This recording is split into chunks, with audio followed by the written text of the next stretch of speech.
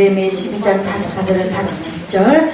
그날에 사람을 세워 곡간을 맡기고 제사장들과 내 사람들에게 돌릴 것은 곧 율법에 정한 대로 거제물과 처음 익은 것과 11조를 모든 성읍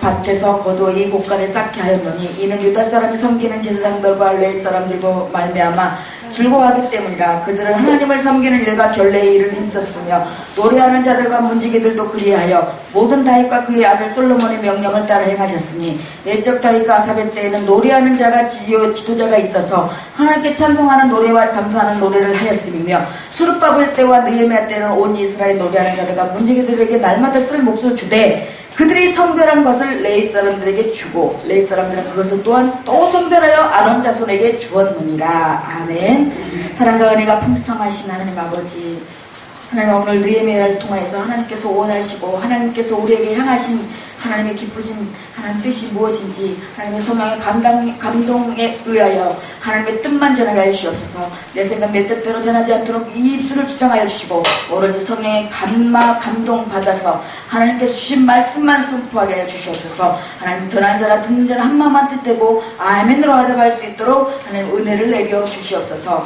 감사하며 귀하신 예수님의 이름으로 기도드렸사옵나이다. 아멘. 오늘 하나님의 말씀은 좋은 교회라는 제목으로 은혜를 나누고자 합니다. 네, 오늘 새로 오신 분도 보시고 또 못 본 우리 이순미 할머니, 네, 만나서 반갑습니다. 네, 네. 지금 이제 날씨가 아침 저녁으로 많이 쌀쌀해졌죠? 네.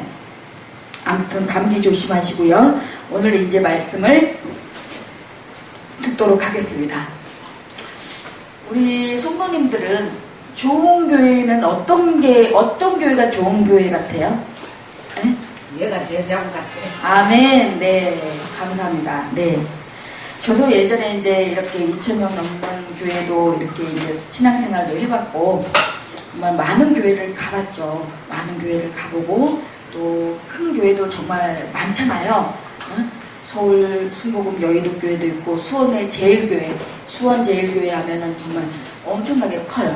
거기 가보면 정말 예배 찬양단이나 이런 부분에서 악기도 다 갖춰 있고 다 체계별로 유초등부, 초등부, 유치부, 초등부, 유초등부, 뭐 중고등부 다 저기 갖춰 있고 그래서 정말 사람이 많다 보니까 주일날이면은 싹 예배드리고 누가 예배드리고 조용히 빠져나가도 몰라요 누가 누군지. 그래서 참 그런 교회가 좋은 교회라고 생각했어요. 왜? 조그만 교회 가면은 막 어디 사냐, 뭐 집은 어디냐, 가족은 뭐냐, 전화번호 가르쳐달라 몰라 귀찮잖아요. 그러니까 그 큰 교회는 정말 예배드리고 축구할 때쯤 돼서 쏙 빠져나가서 나오면은 누가 누군지도 모르고 어디 온지도 언제 간지도 모르고 그리고 또 좋은 거는 헌금을 1,000원을 내든 100원 내든 모르잖아요. 누가 얼마를 했는지 많기 때문에. 그래서 이렇게 큰 교회는 그래서 저 한때는 그래서 좋았었어요. 솔직히 신앙도 없고 처음에 예수 믿을 때는. 조그만 교회는 막 가면은 뭐 다들 뭐 11조 주일날이면은 11조 누구누구 감사헌금 누구누구 다 부르잖아요 목사님들. 근데 안 불러요. 큰 교회는 안 부르잖아요. 응? 그 교회 그 많은 순도를 누가 다 저기하겠어요. 그래서 나는 그런 교회가 좋은 교회인 줄 알았어요. 근데 그런 교회가 좋은 교회도 있지만은 요즘 교회들은 다 열린 교회를 지향하고 있어요. 그래서 막 목사님들도 이런 외국 교회 같은 경우에는 뒤에다가 청바지 입고 저기 하고 안내 쓰는 사람도 그냥 이렇게 하고 또 막 미국 교회 같은 경우는 찬양도 록 찬양이라고 해가지고 이렇게 찬양을 하고 그렇게 하고 있어요. 근데 물론 지금 시대가 시대인 만큼 그런 것도 따라야 돼요. 그런 것도 어느 정도 해야 돼요. 그렇지만 세상 사람들이 그래야지. 그래서 많은 교회들이 세상 사람들을 전도하기 위해서 어떤 교회는 노래방기를 설치해가지고 이렇게 이제 찬양을 거기다 저기 해가지고 이렇게 전도, 세상 사람들을 전도하는 경우도 있다고 합니다. 진짜로 있대요. 그래서 그런 부분에서 이제 어떻게 해서든 한 영혼이라도 구원하기 위해서, 영혼 구원하기 위해서 그런 부분도 없지 않아 있는데, 그게 잘못됐다고 말할 수도 없고 잘했다고 말할 수도 없는 입장이에요. 왜요? 그거는 절대 속에서, 상대 속에서 이루어가기 때문에 우리가 거기에 대해서 뭐라고 나쁘다 좋다라고 말할 수는 없지만, 그래도 우리는 세상 사람들과 보다 구별하기 때문에 무엇보다도 우리는 어떤 부분에서, 예배 부분에서나 이런 복장 부분에서나 어떤 이런 형식, 그런 그 규칙적인 부분에서는 예배가 예배되어야 되고 교회가 교회다워야 된다는 거예요. 아무리 열린 교회라고 해서 진짜 막 청년들 막 배꼽티 입고 막 반바지 입고 슬퍼 짝짝 입고 온다면은 그래도 제재를 안 하고 영혼 구원하기 위해서 그래도 와야 된다고, 그렇게 한 번은 그냥 이렇게 이제 하고 좋게 공면을 해서 오게 할 수 있지만 계속 그렇게 놔둘 수는 없는 거잖아요. 왜? 그러면은 세상하고 다를 바가 없기 때문에. 그래서 제가 오늘 왜 이렇게 소두에 이런 말을 하냐면, 과연 정말 좋은 교회는 어떤 교회고 좋은 교회를 만들기 위해서는 어떻게 해야 되는지 오늘 이 말씀을 통해서, 오늘 느헤미야 12장 44절에서 47절 말씀을 통해서 말씀을 전하고자 합니다. 오늘 본문은, 오늘 제가 아까 읽은 이 본문은 성벽 봉헌식을 성대하게 끝내고 있었던 이스라엘 백성들 사이에 성전과 성전 종사자들을 위한 자발적인 헌신이 나와 있는 장면입니다. 이 장면을 통해 교회를 살아가고 좋은 교회를 만드는 방법에 대한 몇 가지 원리를 배우게 됩니다. 그것이 무엇이냐면, 일단은 첫 번째로 곡간을 채워야 됩니다. 44절에 보면, 그날의 사람을 세워 곡간을 맡기고 제사장들과 레위 사람들에게 돌릴 것 곧 율법에 정한 대로 거제물과 처음 익은 것과 11조로 모든 성문밭에서 거두어 이 곡간에 쌓게 하였노니 이는 유다 사람이 섬기는 제사장들과 레위 사람들로 말미암아 즐거워하기 때문이라 라고 했습니다. 그래서 이는 유다 사람이 섬기는 제사장들과 레위 사람들을 인하여 즐거워함을 인함이라. 당시 백성들은 성전 봉헌식을 하면서 제사 및 성전 봉사 사역을 맡은 제사장과 레위 사람들의 중요성을 인식했습니다. 저도 사역을 하면서 이제 성전 건축을 했던 것도, 성전 건축을 막 끝낸 교회도 가봤고, 성전 건축 이제 정말 축사처럼 막 그런 성교회에서 교회당을 짓고 이렇게 그런 교회도 가서 사역을 해봤지만 그곳에 다 헌신하는 분들이 계셨어요. 정말 제가 같이 거기 갔었을 때 거기 교회 목사님은, 그 부목사님은 정말 부목사님도 막 이렇게 어깨에다가 벽돌 날르는 그런 벽돌도 같이 날르고, 어떤 집사님, 성도님은 그 날르다가 떨어져서 정말 이렇게 불구가 되는 장애 등급을 받은 그런 집사님도 계셨고, 그런 분들을 많이 접하게 됐어요. 그런 반면에 또 성전 건축을 하면서 또 이렇게 중직들과 또 목사님들과 또 목사님과 또 이렇게 또 의견 충돌이 일어나는 것도 보게 됐고, 그러면서 우리가 세상 어떤 건물을 지어도 어떤 부분에서 다 100% 맞을 수는 없잖아요. 뭔가 의견 충돌도 나면서 이렇게 가요. 근데 여기서 제가 말을 하고자 하는 것은, 우리 교회가 지금 아름다운 교회가 성전 건축을 하니까 뭐 이렇게 도와야 된다, 이렇게 해야 된다라는 그런 말을 전하려고 한 것도 아니고, 율법에 정한 대로 제사장들과 레위 사람들에게 돌릴 것, 즉 거제물과 처음 익은 열매와 11조를 거두어 따로 구별해서 성전 곳간에 쌓아 놓게 한 후에 성전을 섬기는 사람의 생활과 성전 운영에 사용하게 했습니다. 제사장들과 귀하게 보기 시작하면서 바치고 드리는 삶을 새롭게 한 것입니다. 그래서 주님은 내 물질이 있는 곳에 내 마음도 있다고 하셨습니다. 교회를 사랑하는 가장 중요한 표식 중에 하나가 헌금 생활을 잘하고 있느냐를 통해서 알 수가 있습니다. 감리교회 창시자 웨슬레는 주머니가 회개하지 않은 회개는 진짜 회개가 아니라고 했습니다. 하나님은 헌물과 처음 것과 11조를 하나님의 사역에 드리기를 원하십니다. 하나님이 없어서 이 11조를 받기를 원하실까요? 하나님은요, 무에서 유를 창조하신 분이에요.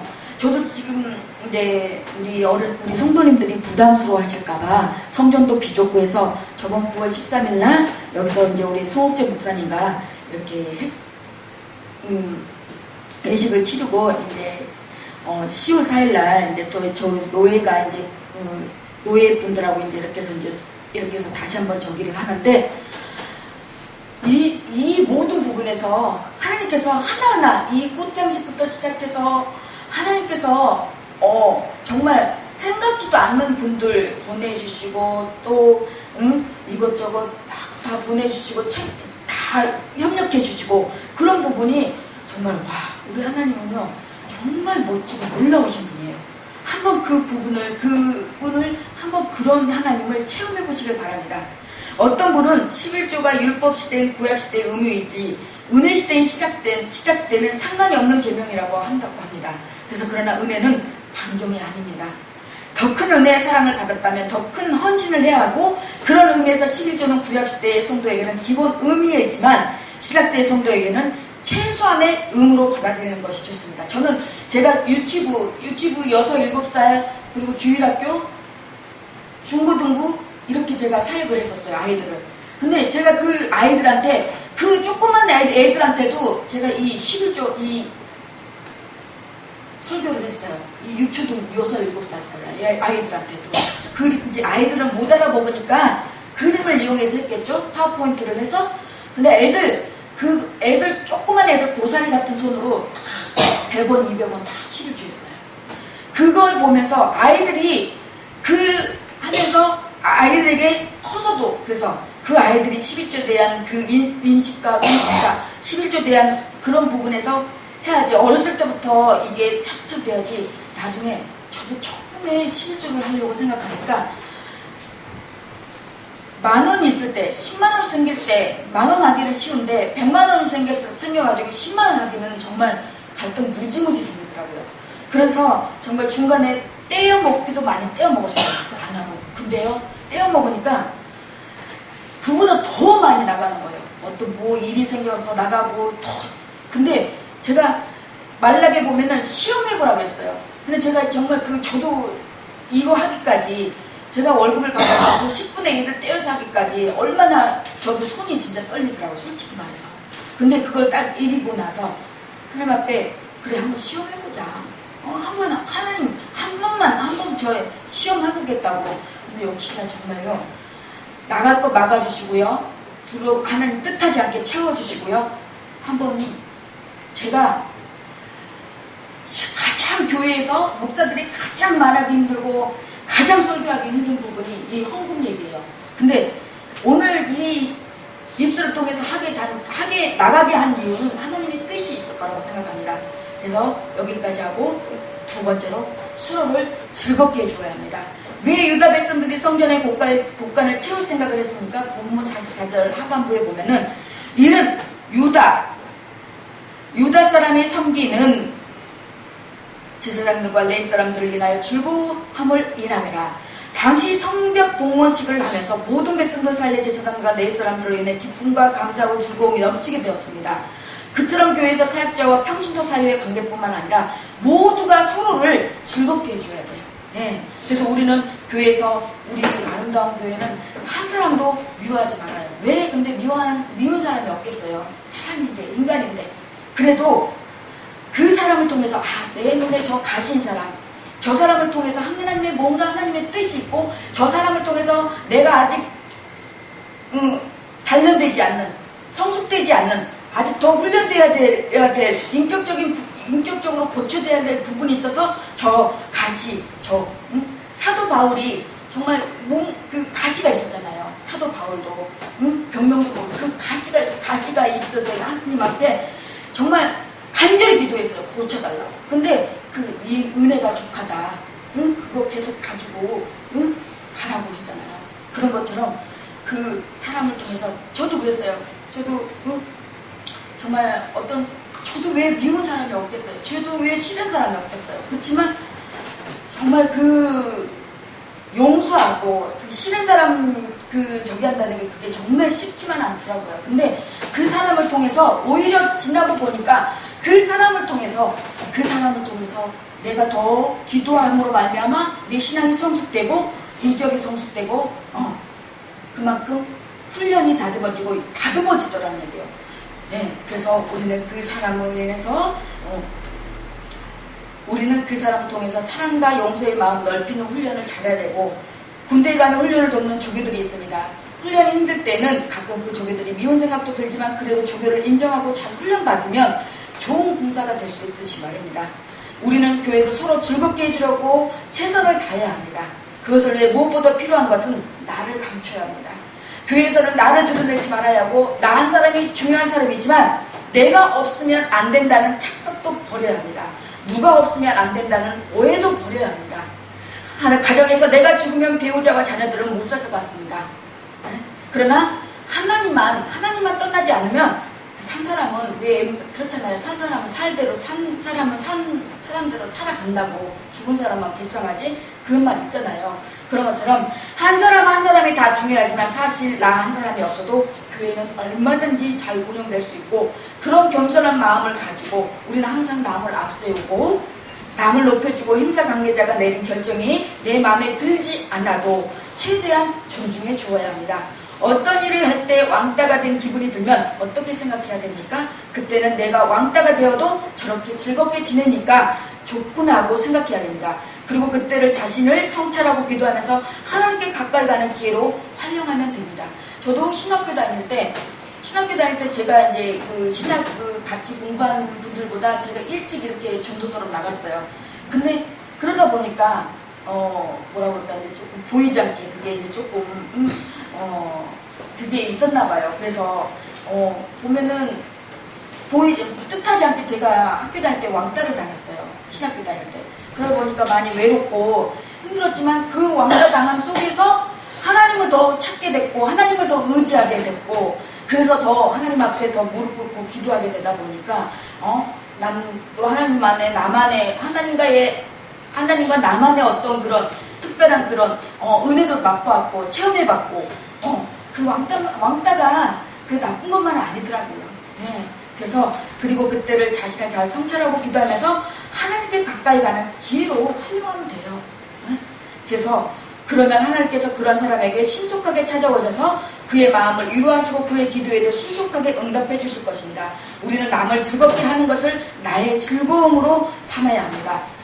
그래서 왕따라도 꾸준히 그 자리를 지키면 시간이 흐르면 중요 멤버가 됩니다. 없어서는 안 될 사람이 돼요. 그래서 저는 그런 경험을 참 많이 했어요. 그래서 우리는 왕따도 즐거운 왕따가 되어야 돼요. 왕따 다녔다고 힘들다고 막 그런 분들이 있더라고요. 진짜 근데 즐기겠다고 우리는 즐기면 돼요. 때론 남을 즐겁게 하기 위해서 왕따가 되는 것을 자처해야 됩니다. 행복하게 사는 것은 그리 어렵지가 않습니다. 자랑과 주인공 의식을 버리고 사랑과 좋은 의식을 내세우면 누구든지 행복하게 살 수 있습니다. 남을 행복하게 하면 내가 행복하게 되고, 남을 즐겁게 하면 내가 즐거워집니다. 그래서 우리는 남을 즐겁게 하는 그런 저와 여러분이 되길 소망합니다. 세 번째로 맡은 직분에 최선을 다해야 합니다. 본문 45절에 보면은 그들은 하나님을 섬기는 일과 결례의 일을 힘썼으며 노래하는 자들과 문지기들도 그리하여 모두 다윗과 그의 이들 솔로몬의 명령을 따라 행하였으니 라고 했습니다. 당시 성전 사역자들은 최선을 다해서 성전 봉사에 힘썼습니다. 그처럼 자기 직분에 최선을 다하는 모습이 너무 좋아 보였기에 백성들은 물질로 뒷받침했고, 반대로 백성들이 물질을 뒷받침을 했기에 성전 사역자들은 사는 문제에 대한 걱정 없이 최선을 다해서 사역에 전념할 수가 있었습니다. 우리가 교회를 사랑한다면 남이 어떻게 하기를 바라기 전에 내가 맡겨진 직분에 충실해야 합니다. 내 약점에 대해 깊이 생각하면서 한탄하기보다는 내 장점을 가지고 현재 주어진 일에 최선을 다하는 모습이 아름답습니다. 어느 날 산에 사는 동물들이 아름다운 동물 사회를 만들려고 동물학교를 세웠습니다. 그들은 달리기, 나무타기, 수영, 그리고 날개 과목을 만들어 모든 동물들이 전 과목을 수강하기로 했습니다. 그러자 오리는 수영을 잘했지만 날개 과목에서는 겨우 합격했고, 달리기 수업에서는 낙제점을 받아 방과 후 수업을 해야 했고, 토끼는 달리기에서는 늘 1인자였지만 수영 때문에 다리 근육에 경련이 생겼고 다람쥐는 나무 타기에 있어서는 선수였으나 날지 못했고 독수리는 날개 과목은 잘했지만 다른 과목에서는 멋대로 행동했기 때문에 문제아로 낙인 찍혔고 그런 부작용을 보면서 다 잘하려고 하지 말고 자기가 잘하는 것을 선택하고 집중해서 선택과 집중의 원리를 따라 나름대로 동물 사이에 기여하고자 진로 수정을 했다고 합니다. 그렇습니다. 각자 우리 어르신들 한 분 한 분 다 하나님께서 주신 은사와 달란트가 있어요. 네, 다 잘할 수는 없어요.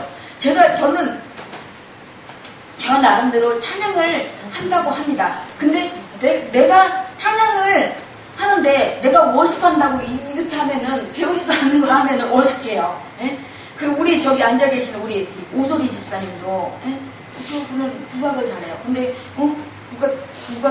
국악하시는데 여기 단에 서서 말씀을 물론 이제 나중에 뭐 예를 들어서 뭐 신학을 해서 목사가 돼서 여기 해서 말씀을 전한다면 할 수 있겠죠. 그렇지만 그 상황이 주어진 상황에서 이거 한다면은 말씀을 전한다면 본인도 힘들고 못하시겠죠. 그런 것처럼 각자 다 하는 일이 있다는 거예요. 각자 다. 그래서 그 부분을 살면 돼요. 네. 그래서 자기의 장점과에 국대시키지 않고 자기의 약점만 찾아 계속 보완하려고 하면 결국 장점마저 실패하게 됩니다. 중요한 것은 넓은 이해심을 가지고 남의 결점을 덮어주고 자신의 장점을 살려 자기에 맡은 직분에 최선을 다하는 지혜입니다. 무엇보다도 직분을 가진 사람이 먼저 솔선수범해야 되는데 부흥하는 교회일수록 중직이 솔선수범하고 부흥하지 않는 교회일수록 중직이 초특대감 노릇을 한다고 합니다. 성도가 은혜 받은 증거가 무엇입니까? 더욱 겸손해지고 자기 맡은 자를 충실하게 지키려고 하는 것이 은혜 받은 증거입니다. 사실 은혜 받은 것보다 은혜 받은 이후의 삶을 잘 사는 것이 더 중요합니다. 마가복음 1장 43절에 44절에 보면 주님께서 문둥병자를 치유하시고 아무에게도 그 사실을 말하지 말고 몸을 제사장에게 보이고 감사의 예물을 드리라고 했습니다. 왜 주님께서 기적에 대해서 침묵하게 하셨습니까? 네. 우리는 어떻습니까? 꿈에서라도 뭐 환상을 받니, 뭐 은사를 받았니, 뭘 하면은 다 얘기하기 바쁘잖아요. 저도 처음에 방문을 받을 때 얼마나 기쁜지, 어떤 막 사람들한테, 성도들한테 얘기하고 막 그랬거든요. 근데 여기에 보면은 그것은 은혜 받았다고 많은 분들이 간증 집회하고 또 막 이렇게 유명해져가지고 하러 다니는 걸 보게 됩니다. 탤런트 연예인들이든 누구든 보면은. 근데 그것이 무엇입니까? 그 몸을 제사장에게 보이고 율법에 명한 대로 감사 헌금을 드리는 일입니다. 이 말은 무슨 말입니까? 은혜를 체험했다고 교만해져서 제사장이나 율법을 경시하면 안 된다는 것입니다. 우리는 은혜 받고 영성이 깊어질수록 겸손해져야 되고, 왜 비단이 생깁니까? 그들에게도 체험이 있고, 그러나 체험이 신앙생활의 전부인 줄 알고 제사장에게 보이라는 주님의 명령에서 실패하고 자기가 제일인 줄 알고 함부로 말하고 행동하다가 이단 소리 듣는 것입니다. 가짜 은혜를 받는 사람은 자기가 제일인 줄 알고 조금 아는 것으로 교회에서 함부로 가르치려고 합니다. 그러나 진짜 은혜를 받은 사람은 솔선수범해서 더 말씀대로 살려고 노력하고 행동합니다. 그처럼 은혜를 체험했다고 마치 혼자만 은혜 받은 것처럼 행동하지 않고 은혜 받을수록 더욱 겸손히 맡은 직분에 최선을 다할 때 교회는 아름답게 부흥될 것입니다. 네 번째로 보수와 개혁의 조화가 필요합니다. 저도 보수주의 중에 굉장히 보수주의예요. 근데 그 보수만 내가 보수주의다고 해서 남들까지 다 상대방까지 다 보수여야 된다는 것은 안 된다는 것이죠. 그 사람은 그 사람대로 그 사람은 개혁인 사람 같으면 진보적인 사람은 진보적인 대로 이해를 하고 그 사람은 그냥 그대로 인정하고 받아들이고 나는 거기에 맞춰 나갈 서로 같이 맞춰 나갈 뿐이지 내가 보수니까 그 사람의 상대방이 따라와야 되고 나의 초점을 맞춰야 되고 그거는 이기주의밖에 안 되고 그거는 각자 따로 갈 수밖에 없다는 것이죠. 당시 백성들과 제사장들은 성벽 봉헌식을 성대하게 거행하면서 옛날의 정통을 따르려고 최선을 다했습니다. 그래서 45절 후반부의 말씀처럼 달릿과 솔로몬의 명을 쫓아 예식을 행했고 찬양대 운홍도 옛날에 하던 방식대로 했습니다. 본문 46절에 보면 옛적 다윗과 아사베 때에는 노래하는 자의 지도자가 있어서 하나님께 찬송하는 노래와 감사하는 노래를 하였으며 하나님께 찬송하는 노래는 뭐고 감사하는 노래는 뭘까요? 네. 그러니까 하나님께 찬송하는, 하나님께 드리는 노래, 또 노래와 감사하는 노래, 이 부분이, 그러니까 우리가 이렇게 찬양할 때 우리가 이렇게 막 뭐 찬양 인도나 이렇게 찬양을 하잖아요. 그런 이 찬송하는 노래와 또 우리가 어떤 이 감사해서 하나님 앞에 특성이나 봉헌성에 이런 감사하는 노래가 있어요. 이 두 부류로 나눠지는데, 이 장면을 보면 보수적인 태도가 꼭 나쁜 것만은 아님을 깨닫게 됩니다. 물론 새로운 시대의 흐름을 따라 열린 것도 좋지만 전통을 따르는 것도 나쁜 것만은 아닙니다. 가장 좋은 것은 보수파와 개혁파가 서로 존중하며 서로의 의견을 인정하고 가장 좋은 결론을 내리고 따르는 것입니다. 요새 개혁이라는 말이 언급되지만 개혁이 모두 선만은 아닙니다. 때로는 개혁이 반대하는 보수주의자도 진보주의자만큼 가치 있는 존재들입니다. 다섯 번째로 하나님의 사역자를 중시해야 합니다.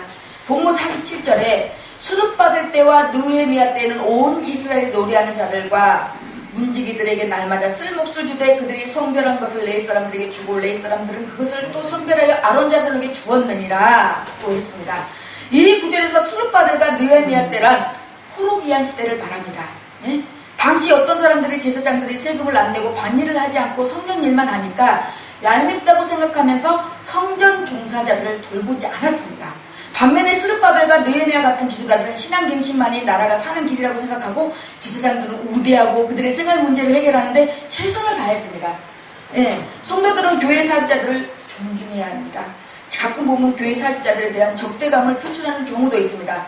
물론 그런 적대감이 생겨나게 된 가장 일차적인 원인은 교회 사역자들의 부덕함 때문입니다. 가끔 보면 같은 목회자가 봐도 진짜 저건 아닌데 라는 생각이 들 정도로 목회자가 잘못된 행동을 하는 경우를 봅니다. 그럼에도 불구하고 몇 가지 잘못된 사례 때문에 모든 목회자들을 매도하지 말아야 합니다. 성직자를 존중하는 사회가 건강한 사회입니다. 성직자도 사람이기 때문에 부족한 점이 많이 보이고 때로 위선적인 모습이 보이지만 그래도 존중해 주어야 합니다. 사도행전 2장 43절 말씀에 초대교회 당시 성도들은 사도들을 두려워했습니다. 그런 경건한 두려움이 있어야 합니다. 경건한 두려움은 존경하는 마음의 표시입니다. 우리는 두려워할 것은 두려워해야 합니다. 우리는 두려워할 분은 누구일까요? 우리는 하나님을 두려워해야 합니다. 하나님을 경외하고 두려워해야 합니다. 우리가 하나님 앞에서 경건한 두려움을 가지는 것은 죄책감 때문이 아니라 하나님을 사랑하기 때문에 사랑하는 사람 앞에서 행동이 조심스럽게 되고 그들 앞에서는 작아지는 마음이 바로 경건한 두려움입니다. 우리가 사랑하는 사람 앞에서는 정말 사랑하는 앞에서 쑥스러워갖고 물도 못 마시고 밥도 이렇게 막 못 먹잖아요. 조금씩 아주 내숭 떨고 막 그러잖아요. 그런 것처럼 우리는 하나님 앞에 그런 경건한 두려움을 가질 때 꼭 생기는 것이 있습니다. 그것이 바로 용기고 우리가 하나님을 두려워하게 되면 그 외에 두려울 것이 아무것도 없게 됩니다. 그렇다면 교회를 사랑하는 자의 축복은 무엇일까요? 우리는 교회를 더욱 사랑해야 합니다. 교회에 대한 경건한 두려움을 가지고 교회를 함부로 여기지 말아야 합니다. 교회를 함부로 하면 우리 인생도 망가지고 교회를 소중히 여기면 우리 인생도 높임받게 될 것입니다. 제가 조수사 때 거기 교회를 이제 막 성전 건축해서 이제 막 이렇게 입당 예배를 드리고 이제 그러다 보니까 이제 성전 건축을 하다 보니까 이제 뭐 교회가 다 돈 있어서 성전 건축하는 교회가 없잖아요. 여기 뭐 대출 받고 해서 이제 이렇게 하는데 제가 이제 주일학교 끝나고 이제 다 끝나고 예배 다 끝나고 이제 맨날 이제 끝나면 이제 교육자 회의가 있는데 종교사실이 있는데 막 이 장로님하고 이제 이 담임 목사하고 이렇게 이제 싸우면서 큰 소리가 나는데 이거 어떻게 나오지도 못하겠는 거예요. 그 종교사실에서. 응? 그러더니 막 그 장로님 목사님한테 대적하고 막 삿대질하고 막 그래서 제가 사모님하고 같이 말리고 근데 그 장로님 나중에 정말 사고 나가지고 이렇게 그분이 내가 이 제가 수원에 이 교회 개척하기 전에 수원에서 살았어요. 수원에 장항공원이라는 데가 있는데 어디서 많이 뵌 분이에요. 근데 다리가 이렇게 저리면서 이렇게 걷는 거예요. 근데 그분인 거예요. 그 장로님인 거예요. 그래서 야, 저분 저렇게 그때 참 그 마음에 한쪽 마음에 세상에 저건 아닌데 저렇게 아무리 설사 그 주의 종이 잘못했다 하더라도 저렇게 막 싸잡아서 그 목사님을 내쫓으려고 막 그렇게 한 부분이 저건 아닌데 그러더니 아니었다는 마음이 너무 그때 깊이 들었는데 아니나 정말 그렇게 막 이렇게 불구자가 돼가지고 장안공원에서 한번 봤는데 그런 것을 보면서 우리는 이 교회 어찌됐든 간에 교회든 주의 종이든 그 교회에 사람이 아무리 이렇게 못나 보이고 저기에도 하나님이 세우신 종입니다. 그래서 우리는 그 종에게 우리가 함부로 그 목사나 어떤 부분에 대해서 우리가 입을 함부로 판단하거나 정죄해서는 안 돼요. 하나님의 종이기 때문에 그건 하나님께 맡게 돼요. 그 종은 하나님께 가면 반드시 또 심판이 있겠죠. 그 심판은 우리 이런 일반 성도들보다 더 중량이 무겁겠죠. 왜? 제대로 직분을 감당하지 못했기 때문에. 그런 것처럼 우리는 하나님은 교회를 소중히 여기고 섬기는 자에게 가장 큰 축복의 문을 열어주십니다. 예, 제가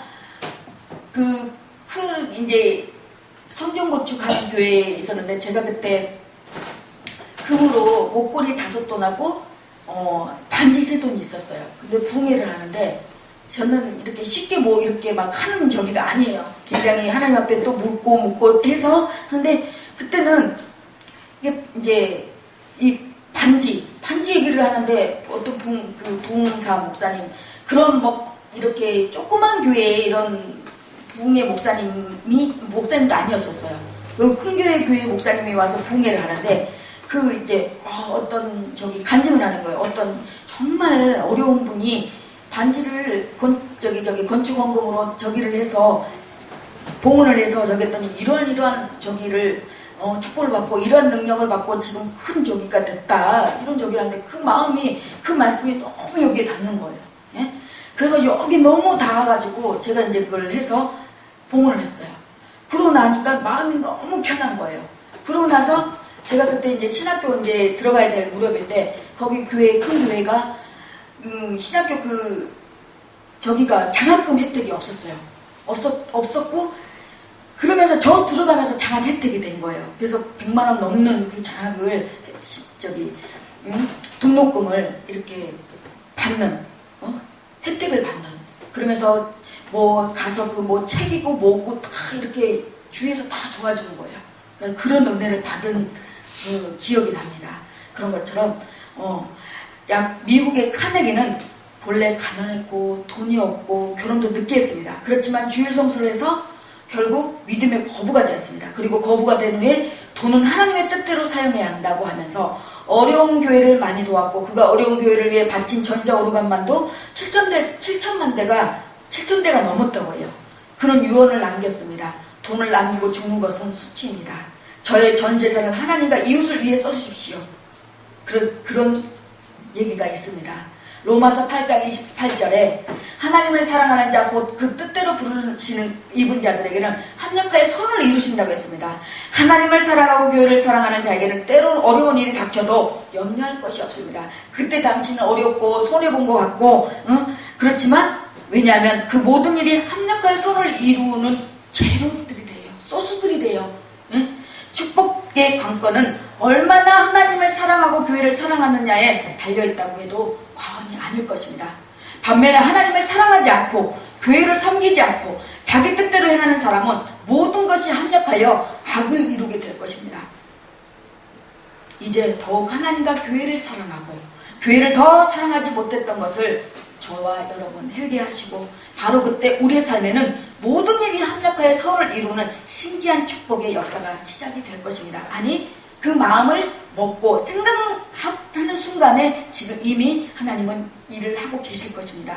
이제 더욱 교회를 더욱 아름다운 교회로 만드는데 최선을 다하고 축복받는 저와 여러분이 되기를 예수 그리스도 이름으로 간절히 축원합니다. 아멘.